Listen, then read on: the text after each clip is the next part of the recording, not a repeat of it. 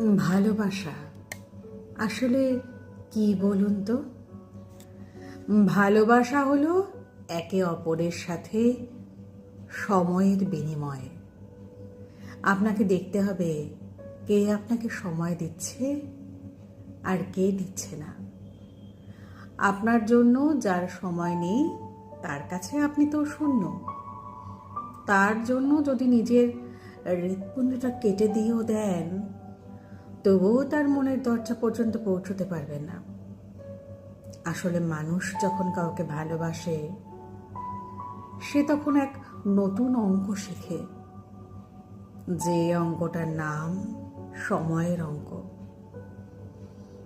দেখবেন কেউ কেউ আছে, অফিসে তার প্রচুর কাজের চাপ, মাথায় নানান কাজের চিন্তা, তারপরেও 30 মিনিটের লাঞ্চ টাইমে তার প্রিয় মানুষটার জন্য 15 মিনিট রেখেছে ফোনে একটু কথা বলবে বলে।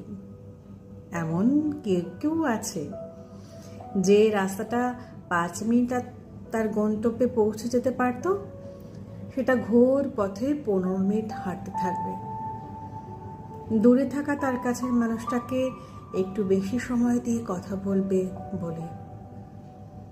আবার অনেকেই আছে নিজের হাজার ব্যস্ততার মাঝে ঠিক সেই সময়টা ফাঁকা রেখেছে, যে সময়টা তার কাছের মানুষটি তার সময় অনুযায়ী তাকে সময় দেবে। এ এক অদ্ভুত রসায়ন। সময়ের মতো মূল্যবান উপহার আছে নাকি?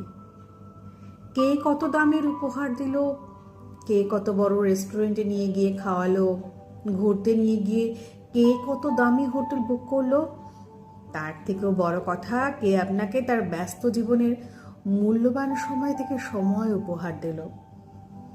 প্রতিদিন একটু করে সময় দিচ্ছে, মানে জীবনের অনেকটা অংশ সে দিয়ে দিচ্ছে।